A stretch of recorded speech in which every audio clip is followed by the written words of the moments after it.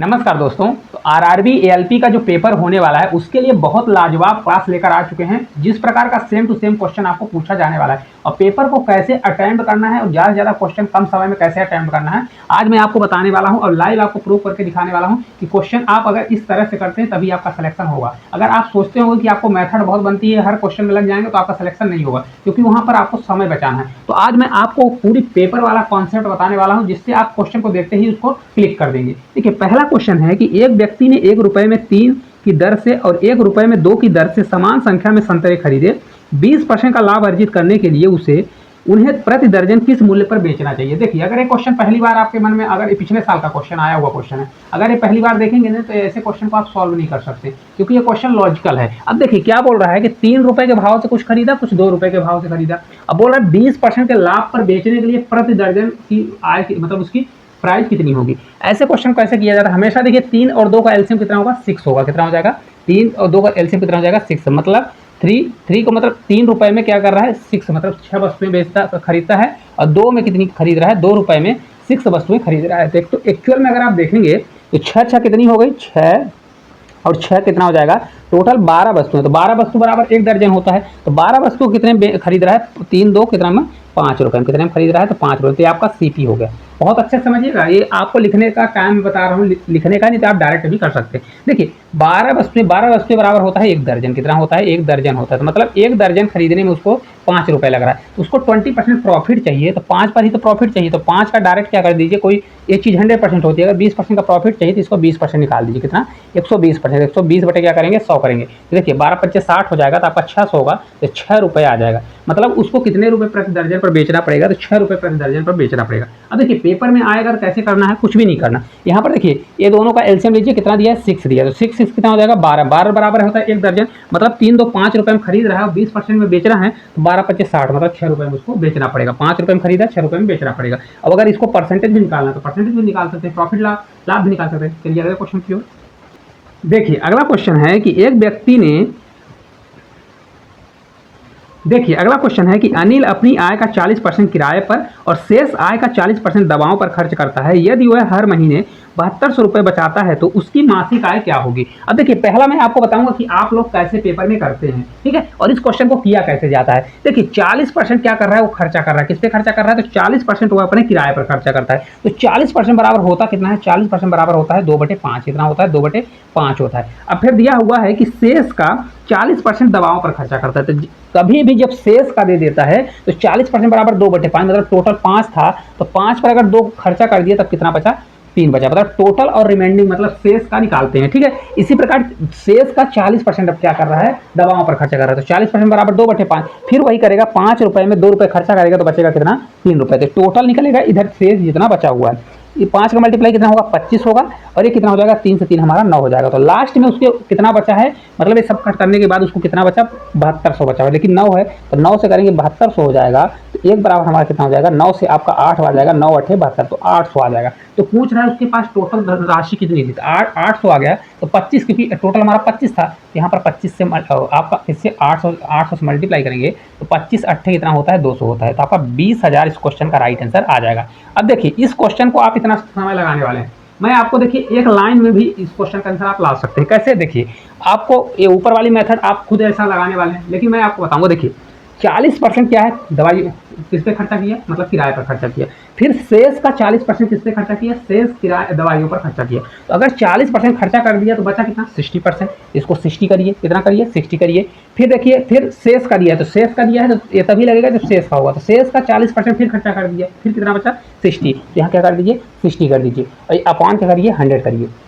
ये बराबर कितना है, देखिए बराबर रिमाइंडिंग कितना बचा है, 7200। तो 7200 कर दीजिए, कितना करेंगे, 7200। देखिए 1 0 2 0, 1 0 2 0 कट जाएगा, तो 6 से हमारा 36 हो जाएगा, 36 से 2 बार जाएगा, कितना होता है, 36 गुना 72। तो आपका एक बराबर कितना आ जाएगा, आपका ये कितना आ जाएगा, 2 और 00 आने वाला था हमको 100%, क्योंकि 100% मान होता है। तो 100% बराबर कितना हो जाएगा, 2 0 तो रहेगा और 00 और लगा देंगे। देखिए ये आपको लिखना भी नहीं है पेपर में, डायरेक्ट आपको अगर लगाना है। देखिए कितना आ जाएगा, 6 से 6 36, कितना बच रहा है, 60% रिमाइंडिंग है। तो 60 कितना, 6 से 6 36, 36 गुना 72, तो डायरेक्ट आपका 20,000 आंसर आ जाएगा। इस प्रकार से आपको लगाना है। चलिए अगले क्वेश्चन की ओर देखिए। अगला क्वेश्चन है कि दिए गए व्यंजक का मान ज्ञात करें। देखिए क्या है, 2 की पावर 3 मल्टीप्लाई -9 की पावर 0 मल्टीप्लाई 3 की पावर 3 है। अब देखिए इस क्वेश्चन में बहुत से बच्चे घबरा इसलिए जाएंगे क्योंकि यहाँ पर -9 की पावर 0 रखा है। तो या तो क्या करेंगे, डायरेक्ट सोचेंगे 0 है तो पूरा आंसर 0 लगा देंगे। यही तो है कंपटीशन का, यही खेल है कि ऐसे क्वेश्चन में अगर बच्चा गलती कर रहा है सिलेक्शन नहीं होने वाला। क्यों नहीं होने वाला, देखिए किसी भी संख्या के, जैसे मान लीजिए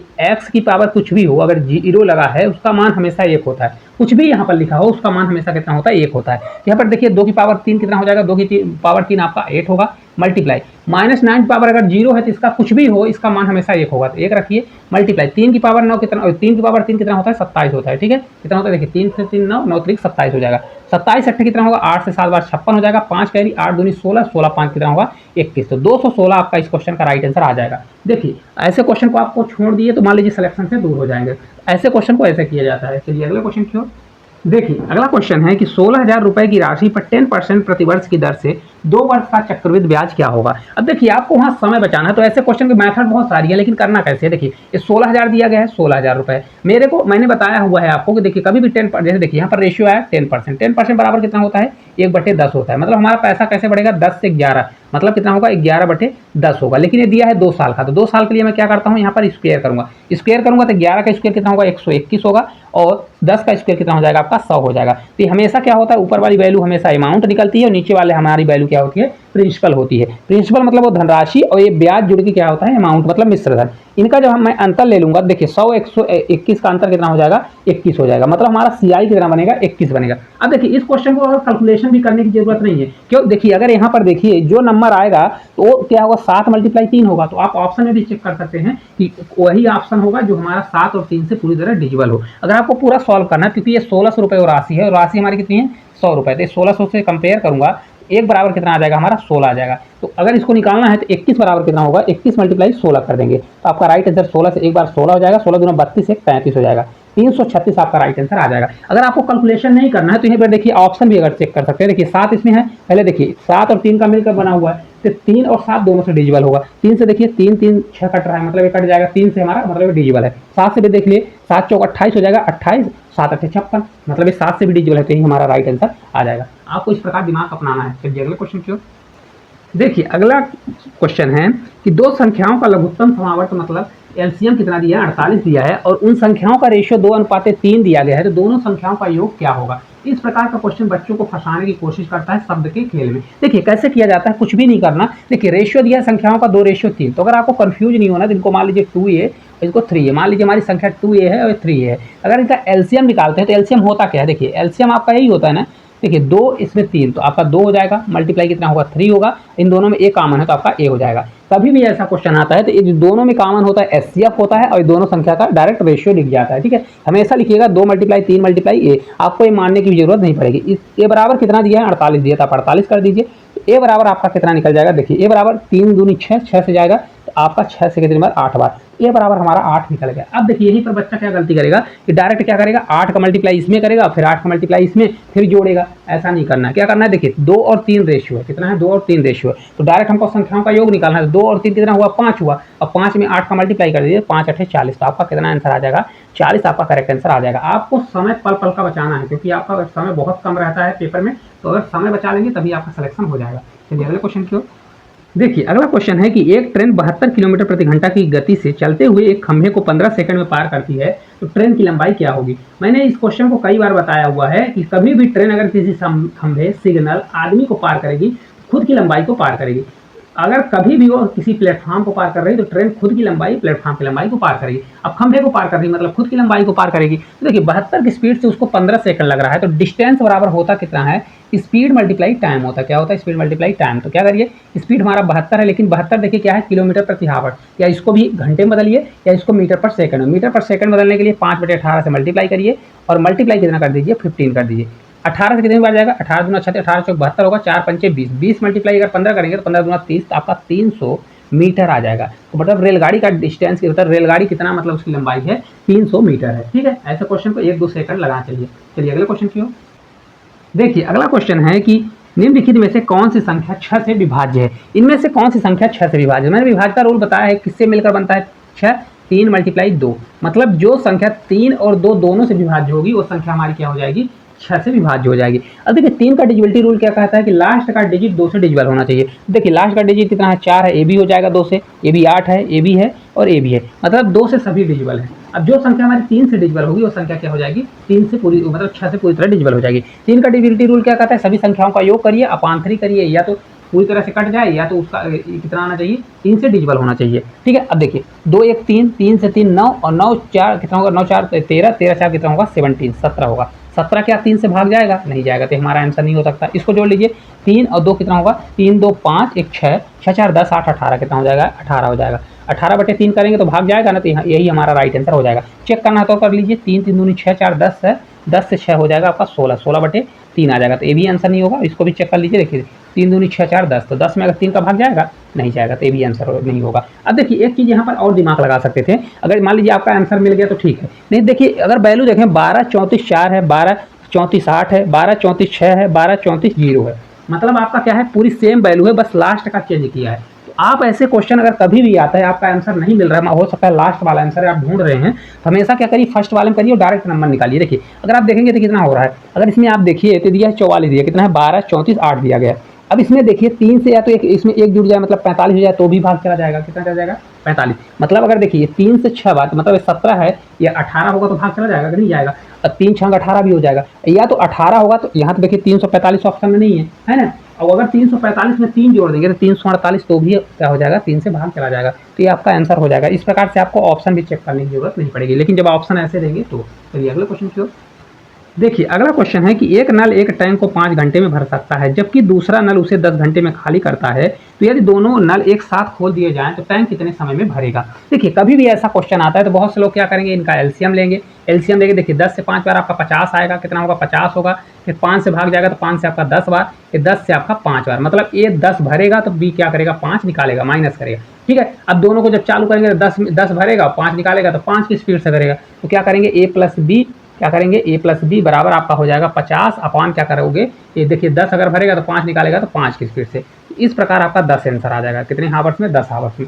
लेकिन ऐसा नहीं करना है आपको, एलसीएम लेने की जरूरत नहीं है। कभी भी ऐसा क्वेश्चन आता है कि एक भर रहा है एक निकाल रहा है, और दोनों अगर एक साथ चालू करें तो टंकी कब भरेगी, डायरेक्ट करिए, ए प्लस बी बराबर क्या होगा, कुछ भी नहीं करना, ऊपर ए मल्टीप्लाई बी करिए और अपॉन क्या कर दीजिए, ए माइनस बी कर दीजिए। आपको एलसीएम लेने की जरूरत नहीं है। ए मल्टीप्लाई बी कितना है, देखिए ये 5 भरता था, ये 10 में, तो 5 मल्टीप्लाई कितना करिए 10 करिए, और अपॉन क्या कर दीजिए ए माइनस बी, 10 में 5 घटा दीजिए, कितना आ जाएगा 5, तो आपका राइट आंसर 10 आ जाएगा। देखिए पेन कॉपी भी उठाने की आपको जरूरत नहीं पड़ेगी ऐसे क्वेश्चन में, तो आपको इस प्रकार से पेपर को करना है ताकि पेपर निकल जाए।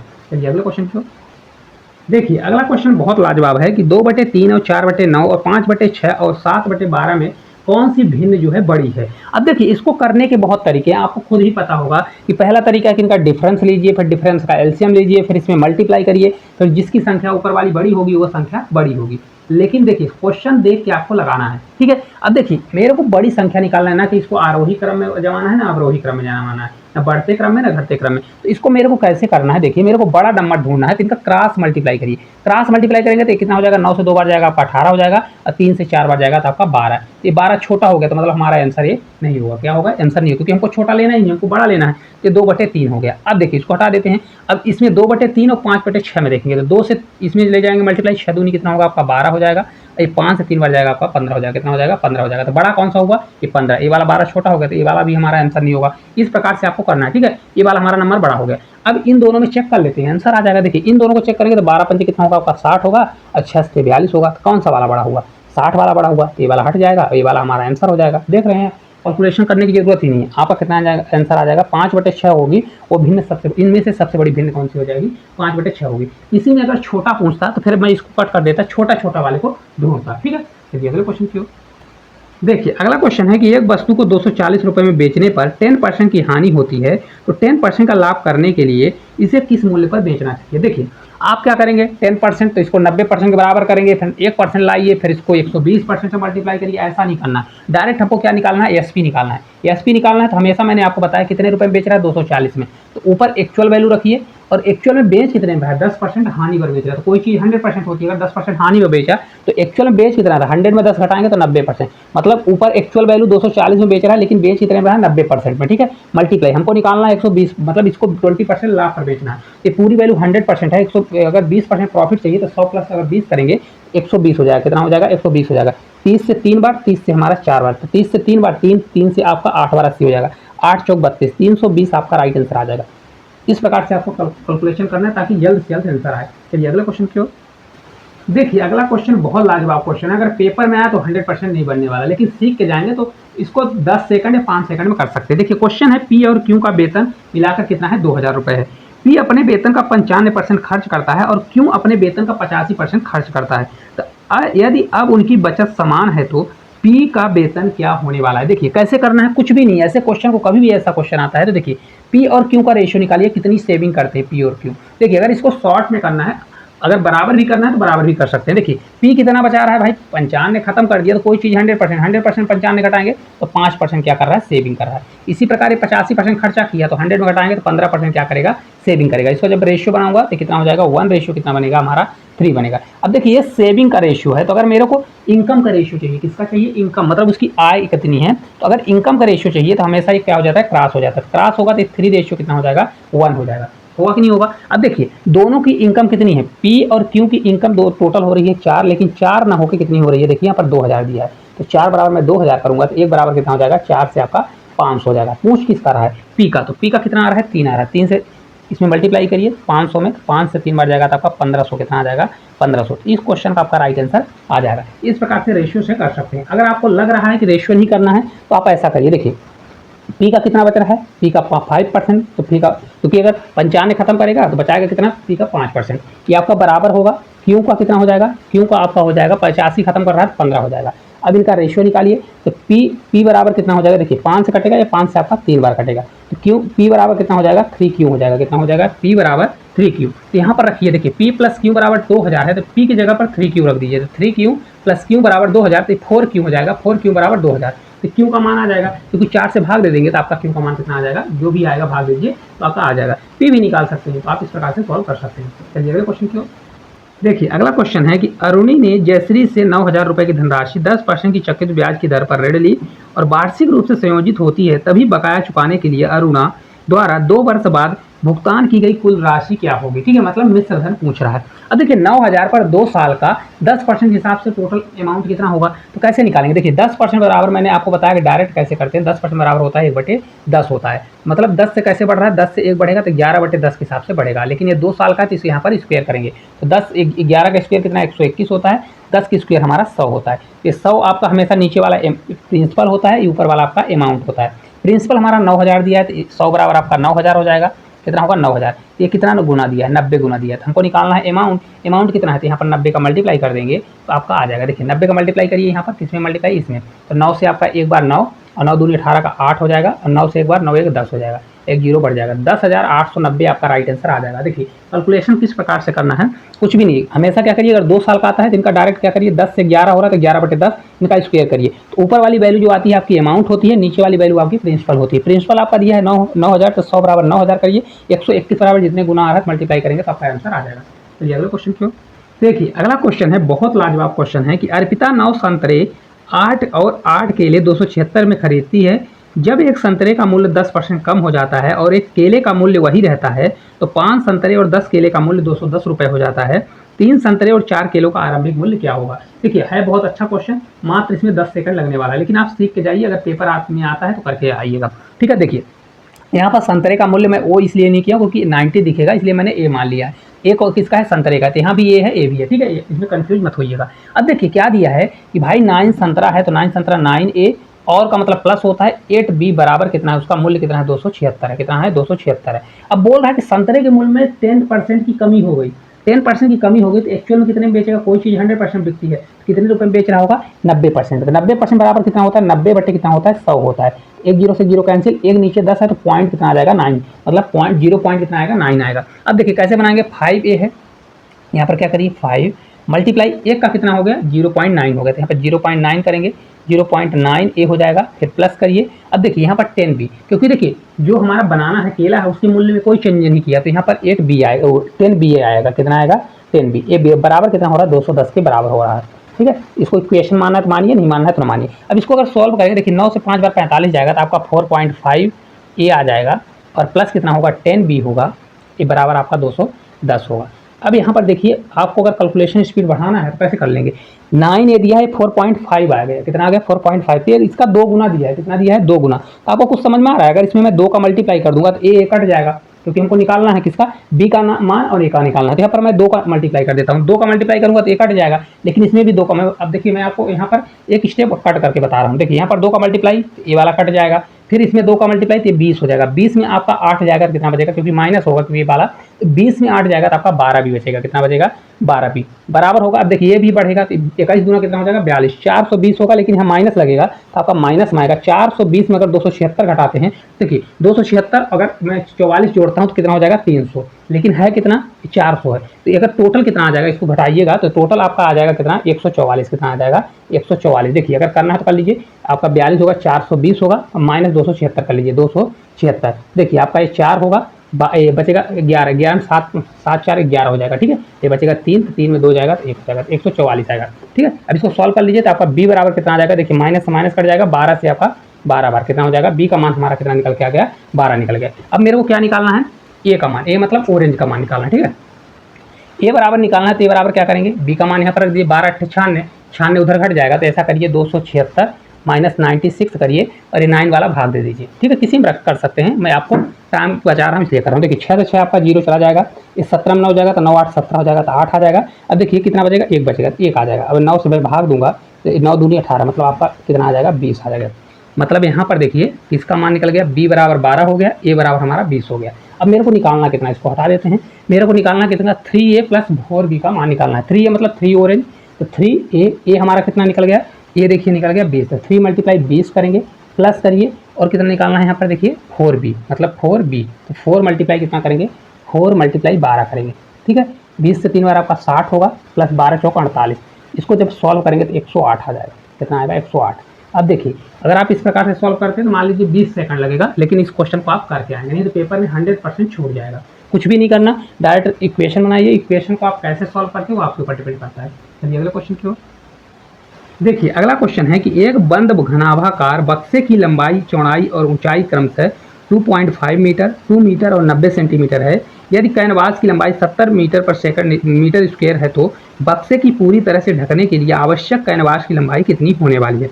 अब देखिए इस क्वेश्चन को कैसे करना है, अगर आपको थोड़ा सा इसमें पता ना चले कि आयतन निकालना है, मतलब वॉल्यूम निकालना है कि एरिया निकालना है, तो इससे भी थोड़ा हेल्प मिल जाती है कभी कभी, हालांकि ये चेंज भी कभी रहता है। यहाँ पर देखिए स्क्वायर दिया, स्क्वायर का मतलब यहाँ पर एरिया निकालना पड़ेगा, क्या करना पड़ेगा एरिया। तो अगर मैं इसका घनाभ का एरिया निकालूँ तो एरिया कितना होता है 2 multiply L B plus B into H होता है, प्लस एच इंटू एल होता है कि नहीं होता है, इसको याद करने की जरूरत नहीं, मैं अभी आपको समझाता हूँ कैसे लिखा जाता है। देखिए 2 मल्टीप्लाई एल इंटू बी, मतलब इसका मल्टीप्लाई इससे करिए, 2 और 2.5 का मल्टीप्लाई अगर 2, तो देखिए मैं डायरेक्ट करूँगा, 2.5 दूना कितना होगा 5 होगा, यहाँ पर 5 करिए, फिर प्लस करिए, फिर इसको छोड़िए, इन दोनों का मल्टीप्लाई। लेकिन यहाँ पर एक चीज़ है, देखिए सेंटीमीटर में मीटर है, तो इसको हमको क्या करना पड़ेगा, सेंटीमीटर बदलने के लिए 100 से भाग करेंगे तो हमारा 0 पॉइंट कितना आ जाएगा 9 मीटर आ जाएगा, ठीक है। अब देखिए इसको करूँगा तो 9 दूनी कितना होगा 18 होगा, तो 1 पॉइंट कितना आ जाएगा 8 आ जाएगा, ठीक है।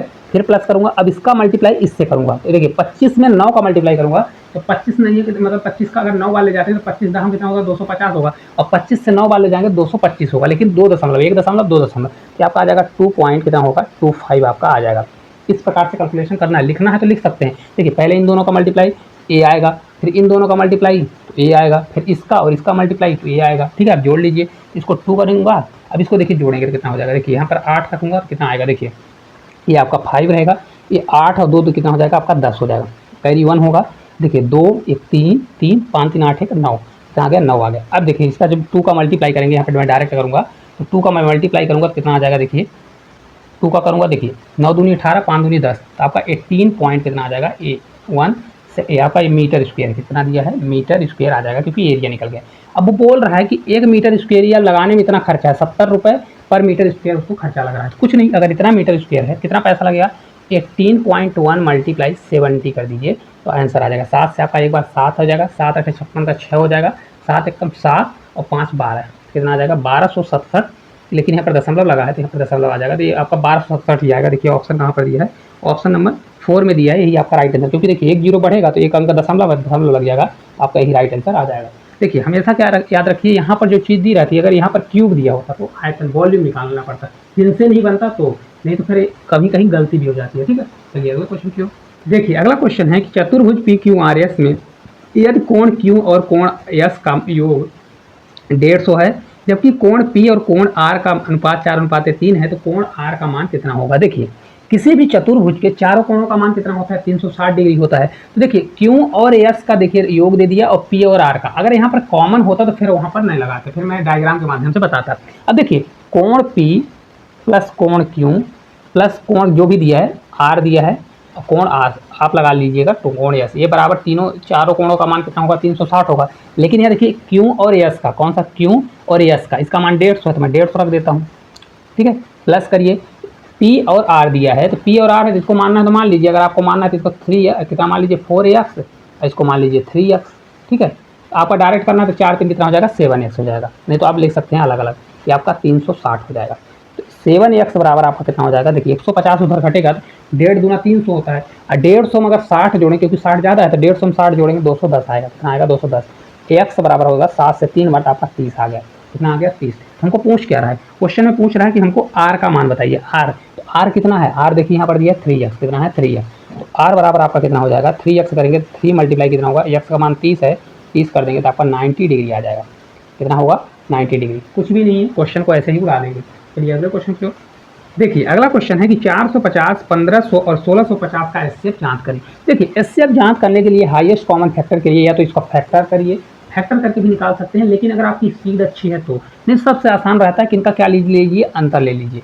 अंतर देखिए हमेशा क्या होता है, एचसीएफ क्या होता है, जो सभी में कॉमन हो, हाईएस्ट हो पर कॉमन हो, तो हमेशा छोटे वाले में घटाया करें, क्योंकि देखिए बड़ा तो वैसे भी नंबर नहीं होगा। क्यों नहीं होगा, क्योंकि सभी में कॉमन चाहिए, मतलब सभी में वो संख्या क्या होनी, बड़ी से बड़ी संख्या होनी चाहिए जो इसमें भी भाग जाए, इसमें भी भाग जाए, इसमें भी भाग जाए। अगर ज़्यादा डिफरेंस वाला भाग ले लेंगे, इसमें तो चला जाएगा लेकिन इसमें भाग नहीं जाएगा। ठीक है, तो देखिए इन दोनों में डिफरेंस लूंगा तो कितना आ जाएगा हमारा 150, कितना आ गया 150। देखिए घटाइए 1650 है, 1500 घटाएंगे 150 आ गया। अब या तो 150 होगा या 150 का मल्टीपल हमारा एचसीएफ होगा, तो 150 में इसको भाग दीजिए, 15 से 45 चला जाएगा, 1500 में 10 बार जाएगा, इसमें भी जा रहा है, 15 देखिए इसमें भाग देंगे तो एक बार जाएगा, फिर एक बार कौन चला जाएगा, मतलब 11 बार, ये पूरा जा रहा था, मतलब यही हमारा एचसीएफ हो जाएगा, कितना हो जाएगा एचसीएफ आपका 150 हो जाएगा। ठीक है, देखिए भाग देख लीजिए, देखिए 150 का कितना गुना है, 10 गुना है, 150 से 3 बार जा रहा है, 150 करेंगे तो 150 का एक बार ले जाइए, फिर 15 बजेगा तो फिर 150, फिर एक बार हो जाएगा, तो आपका ये राइट आंसर आ जाएगा। ठीक है, चलिए लास्ट क्वेश्चन की ओर चलते हैं। देखिए हमारा लास्ट क्वेश्चन है 50 से छोटी अभाज्य संख्याओं की कुल संख्या क्या है। इस क्वेश्चन का आंसर आप लोग साइड में दिख रहा है, इस क्वेश्चन का आंसर आप लोग कमेंट बॉक्स में कमेंट करिएगा। ये क्लास किस प्रकार से लगी, एक प्यारा सा कमेंट करिएगा। मैंने क्वेश्चन भी आपको कराए हैं, ये भी बताया है कि पेपर में आपको पेपर किस तरह से करना है, ताकि कम समय में ज़्यादा क्वेश्चन अटेंड कर पाएँ और आपका सिलेक्शन इसी बार हो जाए। तो अगर ये क्लास आपको अच्छी लगती है तो प्यारा सा कमेंट करिए, और आपको अगर इसी प्रकार की क्लास देखनी है तो इस चैनल को सब्सक्राइब करें, उसको ज़्यादा शेयर करें। धन्यवाद।